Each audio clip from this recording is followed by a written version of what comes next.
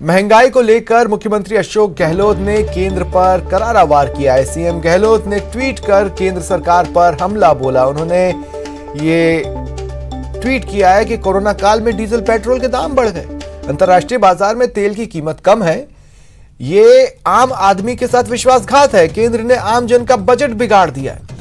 दरअसल उन्होंने ट्वीट कर लिखा है,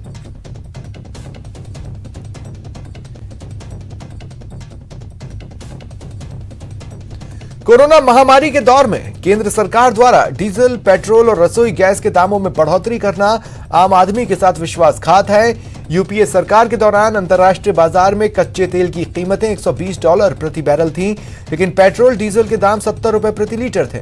मोदी सरकार के दौर में अंतर्राष्ट्रीय बाजार में कच्चे तेल की कीमत $50 प्रति बैरल से भी कम पहुंच गई, लेकिन मोदी सरकार डीजल, पेट्रोल के दाम लगातार बढ़ा रही है। जब किसी राज्य में चुनाव होते हैं तो केंद्र सरकार डीजल, पेट्रोल के दामों को स्थिर कर देती है, लेकिन चुनाव खत्म होते ही पुनः दाम बढ़ा देती है। कल रसोई गैस के दामों में ₹50 की बढ़ोतरी कर मोदी सरकार ने आम जन का बजट बिगाड़ दिया।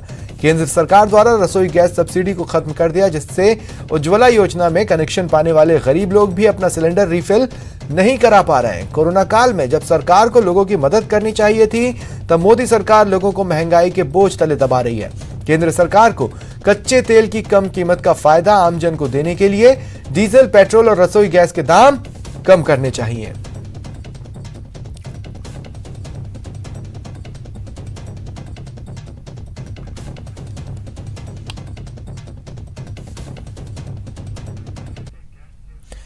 और अब बात कर लेते हैं दिव्यांगों को गहलोत मंत्र की। राजधानी जयपुर में अंतर्राष्ट्रीय विशेष योग्यजन दिवस के मौके पर दिव्य सम्मान का आयोजन हुआ।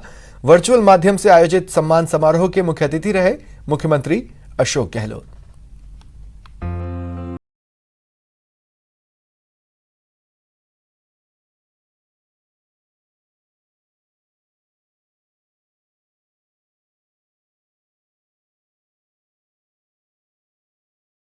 योग्यजन दिवस के मौके पर राजधानी जयपुर में विशेष योग्यजन पुरस्कार वितरण और सम्मान समारोह का आयोजन वर्चुअल माध्यम से किया गया। वर्चुअल सम्मान समारोह में विशेष योग्यजन के लिए काम कर रहे 57 लोगों और संस्थाओं का सम्मान किया गया। पुरस्कृत होने वाली देवली कुमारी के आयोजन में नहीं आने पर उनके स्थान पर उनके पिता को जब पुरस्कृत किया जा रहा था, उसी दौरान उनकी आर्थिक स्थिति देखकर मुख्यमंत्री अशोक गहलोत ने हाथों हाथ सीएम रिलीफ फंड से 11,000 की सहायता देने की घोषणा की। सम्मान समारोह में मुख्यमंत्री अशोक गहलोत ने ऐलान किया कि दिव्यांग जनों को बीपीएल श्रेणी में लाने का फैसला जल्द किया जाएगा। आज वो स्थिति नहीं है, आज स्थिति बदल गई है, सोसाइटी समझ गई है, ये भी हमारे बराबर के नागरिक हैं। इनकी पहचान विकलांगता नहीं है, बल्कि इनका काम है, इनका नाम है। ये आज पूरे विश्व के अंदर भी और देश के अंदर भी ये माहौल बन चुका है। लाखों लोग आज विकलांग हैं देश के अंदर भी। वो अगर देश के भविष्य में जुड़ेंगे, भविष्य के साथ जुड़ेंगे, तो मैं समझता हूँ पूरे देश को फायदा है। आम नागरिक की सोच बदले, गांव का हो, कस्बे का हो, आम नागरिक के दिल में भावना आए, वही दया भाव नहीं आए। ये कोई दया का काम नहीं है। अपना कर्तव्य समझे कि मेरा कर्तव्य है कि मैं नागरिक के नाते किस प्रकार से विकलांग भाई बहनों को मैं बराबर का दर्जा देने का सोच रखूं, तब जाकर के विकलांग के लोगों को भी, साथियों को भी समाज का व्यवहार देख करके कॉन्फिडेंस पैदा हो। वहीं राज्य मंत्री राजेंद्र यादव ने कहा कि दिव्यांगता किसी व्यक्ति की कमजोरी नहीं, बल्कि उसकी विशेषता हो सकती है, बशर्ते दिव्यांग जनों के लिए हर संभव प्रयास और सहायता करने की जरूरत है। वहीं दूसरी तरफ दिव्यांगों के लिए क्षमता अनुसार कौशल प्रशिक्षण जैसी योजनाओं के होने के बावजूद जागरूकता के अभाव में दिव्यांग आबादी का एक बड़ा हिस्सा ताउम्र बेरोजगार रह जाता है। अगर उन्हें शिक्षित कर सृजनात्मक कार्यों की ओर मोड़ा जाता है, तो वे भी राष्ट्रीय संपत्ति की वृद्धि में अपना बहुमूल्य योगदान दे सकते हैं। इस तरह स्वावलंबी होने से वे अपने परिवार व आश्रितों को बोझ नहीं बनेगा। धीरे धीरे वह उज्जवल भविष्य की ओर कदम भी बढ़ाता नजर आएगा। विश्व में बहुत से ऐसे दिव्यांग जन हुए हैं। इस दौरान मुख्यमंत्री अशोक गहलोत ने विभागीय योजनाओं के कैलेंडर का विमोचन भी किया। जयपुर से न्यूज 18 के लिए सुधीर शर्मा की रिपोर्ट। और बड़ी खबर है, जयपुर डबल निगम की बड़ी कार्रवाई। मास्क न पहनने पर चालान कटे हैं दोनों निगमों ने 1825 चालान काटे हैं। दोनों निगमों ने 8,54,000 का जुर्माना वसूला है। हेरिटेज निगम ने 1,77,900 रुपए वसूले हैं जुर्माने में। वहीं ग्रेटर निगम ने 6,76,400 जुर्माना वसूला है। कार्रवाई में 5 प्रतिष्ठान भी सीज किए गए। तो मास्क न लगाने वालों के खिलाफ आज जयपुर में हेरिटेज और ग्रेटर नगर निगम ने युद्ध स्तर पर कार्रवाई की, जुर्माना वसूला। वहीं हेरिटेज नगर निगम इलाके में एक रेस्टोरेंट तक को निगम ने सीज कर दिया।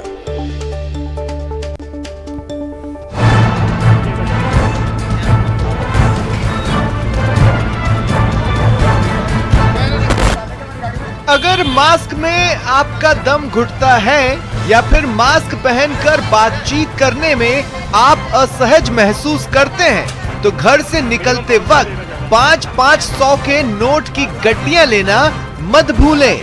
यकीन नहीं तो इन तस्वीरों को देखिए, इस बातचीत को गौर से सुनिए। नहीं मिनिमम 500 रुपए का चालान। क्या करूँ अभी? आ जाओ। आज सारा दिन भर बिना मास्क घूम सकता हूँ क्या? लगा के रखना है मास्क, दोबारा ये कटा लिया था। दोबारा कट जाएगी तो जितनी बार उतारोगे उतनी बार कटेगी रसीद तो। जयपुर हेरिटेज और ग्रेटर दोनों नगर निगम के दस्ते गुरुवार को जयपुर में मास्क न पहनने वालों के चालान काटते नजर आए।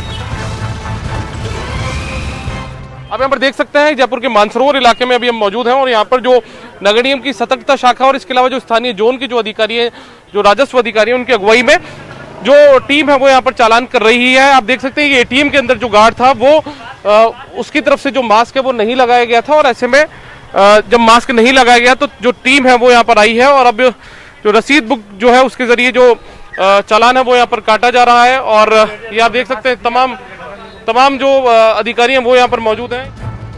दरअसल कोरोना से बचाव के लिए भले ही राज्य सरकार ने मास्क को लेकर कानून बनाया हो और लंबे समय से जन जागरण मुहिम चला रही हो, लेकिन ऐसे कई लोग हैं जो मास्क लगाने को लेकर गंभीर नहीं हैं।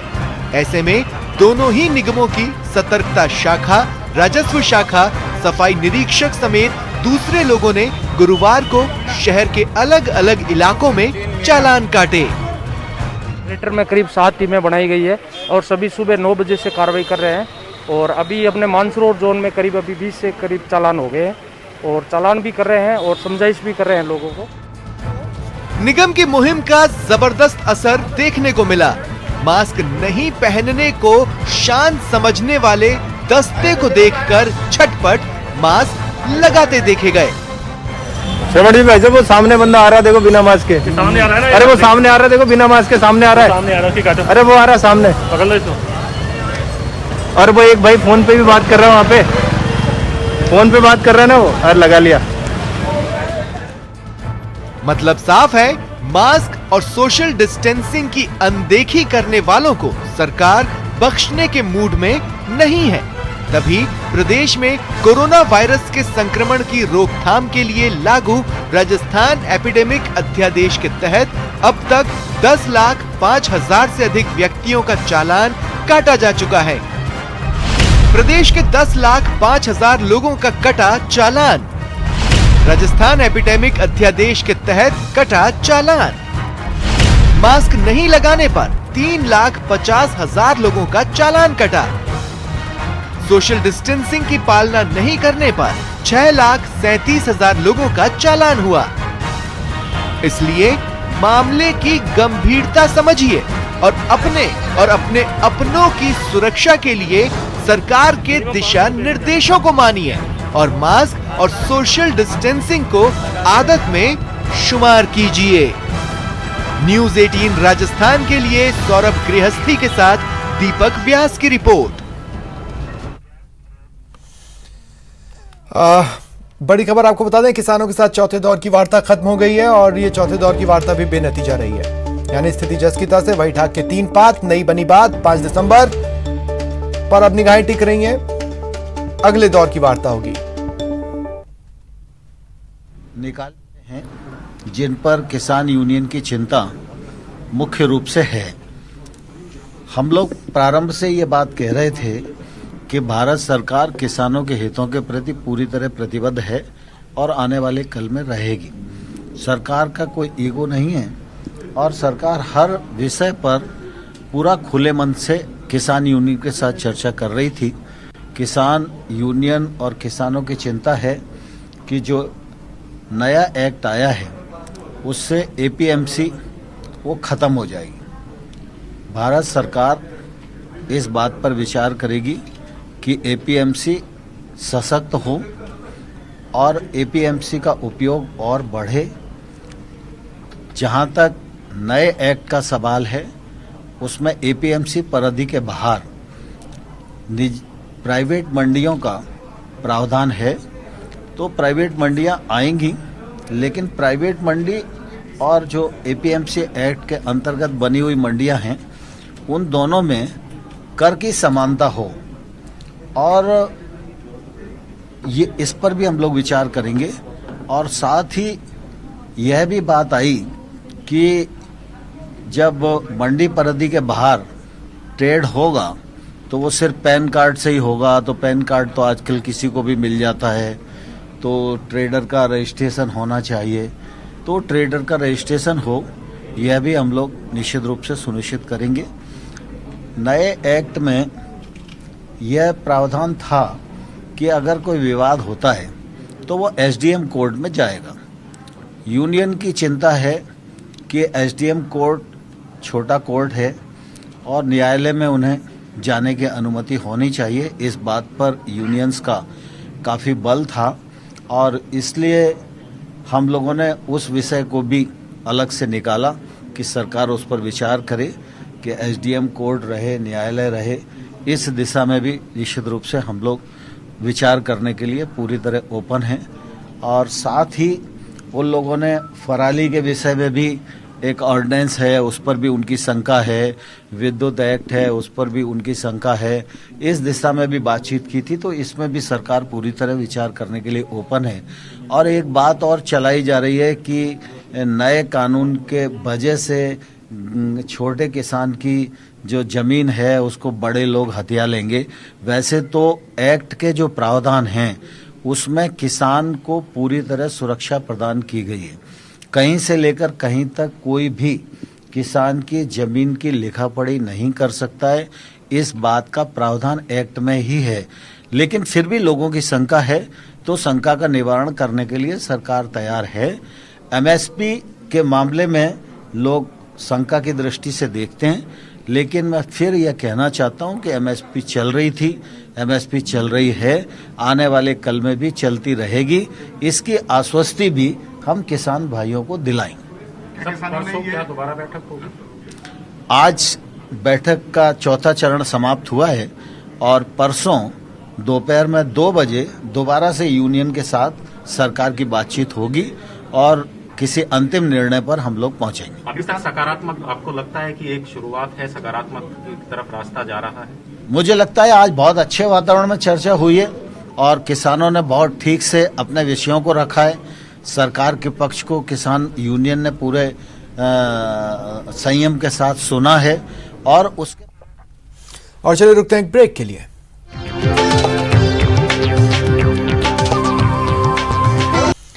ब्रेक के बाद स्वागत है आप सभी का। बात करते हैं शहर शहर चोरों के आतंक की। आज अलग अलग शहरों में चोरी की कई वारदातें सामने आई। 4 तस्वीरें आपकी टीवी स्क्रीन पर। पहली अजमेर के किशनगढ़ की, जहां बदमाशों ने खड़ी कार से 1.5 लाख रुपए की नकदी चुरा ली। दूसरी अलवर के राजऋषि कॉलेज की, जहां चोरों ने सीपीयू और प्रोजेक्टर पर हाथ साफ किया। तीसरी तस्वीर जोधपुर की है, किसान की थैली से 50,000 कैश चोर पार कर ले गए। और चौथी तस्वीर अजमेर के किशनगढ़ की, जहां चोरों ने सूने मकान पर धावा बोला, लाखों रुपए का सामान चुराया और फरार हो गए।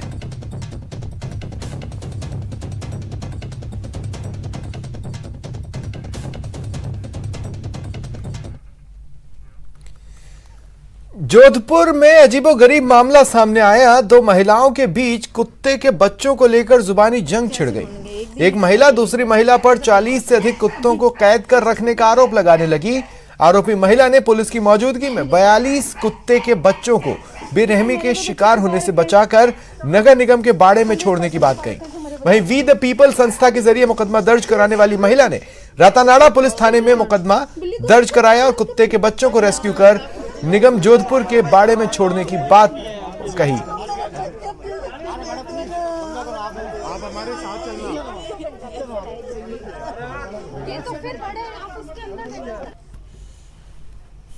श्वान के बच्चों को बहुत ही बुरी कंडीशन से निकाला और उसमें हमारे को वहाँ के पार्षद ने सपोर्ट किया, इवन मकान मालिक ने सपोर्ट किया। उन्होंने बताया वहाँ पे हमको बच्चों की डेड बॉडी भी मिली, कुत्ते के बच्चों की, जो काफ़ी टाइम से वहाँ पड़ी हुई थी।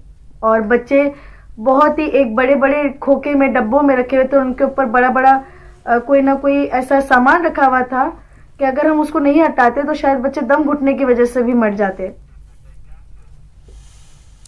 अपने लिए तो सब जीते हैं, लेकिन जो दूसरों के लिए जिए वही सच्चा इंसान है। ये कहावत भरतपुर की किन्नर नीतू मौसी के लिए एकदम सटीक है। नीतू मौसी कल 10 बेसहारा बेटियों की शादी कराने जा रही हैं, 7 हिंदू बेटियों की और 3 मुस्लिम बेटियों की। नीतू मौसी ने पूरी तैयारी कर ली है। सभी कन्याओं को घर गृहस्थी के सामान के साथ सोने चांदी के जेवरात देकर विदा नीतू मौसी करेंगी। शादी के बाद भी बेटियों से रिश्ता कायम रखती हैं। त्योहारों पर उनके लिए समय समय पर उपहार भेजती हैं, साथ ही उनके सुख दुख में शामिल होती हैं। 4 दिसंबर को 10 कन्याओं का शुभ विवाह है। इसमें सभी जाति की भी है, हिंदू की भी है, मुसलमान की भी है, सभी जाति की कन्याएं हैं। कल उनका विवाह संपन्न होगा और ये मेरा 9वां सम्मेलन है। पिछले 8 सालों से मैं करती आ रही हूँ, अब ये 9वां साल है। फिलहाल इतना ही, मुझे इजाजत, नमस्कार।